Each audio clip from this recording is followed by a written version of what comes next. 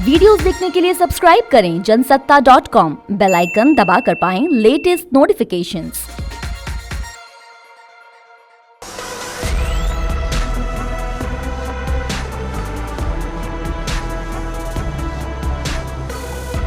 दुनिया के कई देशों में कोरोना का टीकाकरण शुरू हो चुका है।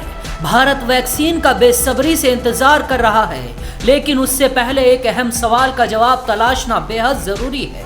सवाल यह है, अगर वैक्सीन लगवाने के बाद किसी को साइड इफेक्ट होता है तो इसके लिए जिम्मेदार कौन होगा?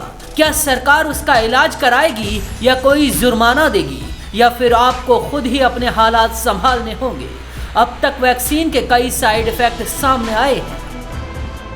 वैक्सीन के बाद तेज सर्दी के साथ बुखार का साइड इफेक्ट दिखाई दिया है। वैक्सीन लेने वाले कुछ लोगों की मांसपेशियों में जकड़न देखी गई है। वैक्सीन के बाद आधे सिर में दर्द यानी माइग्रेन की शिकायत भी है। कोरोना वैक्सीन के बाद हाइपरटेंशन, चिड़चिड़ापन भी देखा गया है। उल्टी और जी मचलाना जैसी शिकायतें भी नोटिस की गई हैं। अगर वैक्सीन के बाद ये साइड इफेक्ट होते हैं तो जिम्मेदार कौन होगा?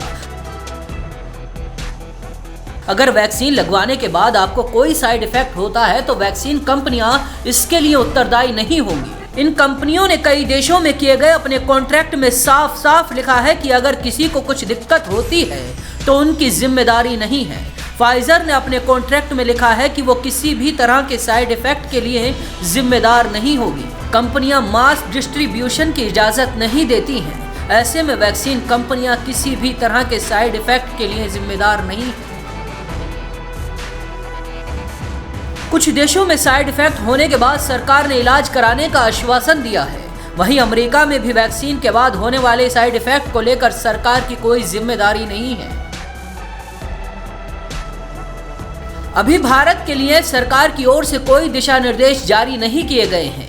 हालांकि उम्मीद है कि वैक्सीन को अप्रूवल मिलने के बाद कुछ नियम आ सकते हैं। सरकार साइड इफेक्ट होने के बाद पर इलाज की व्यवस्था कर सकती है। ट्रायल रन में जिन लोगों को वैक्सीन लगाई जा रही है उन्हें साइड इफेक्ट होने पर खास इलाज दिया जा रहा है।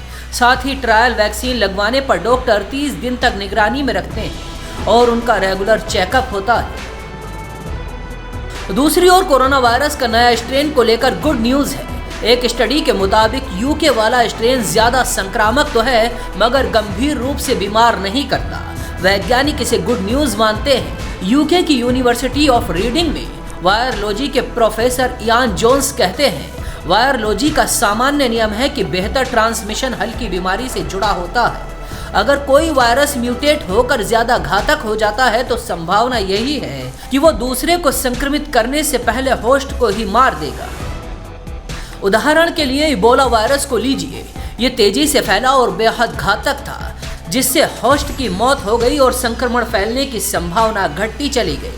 स्टडी के मुताबिक नए स्ट्रेन पर वैक्सीन भी काम कर सकती है, इसीलिए नए स्ट्रेन से घबराने की जरूरत नहीं है।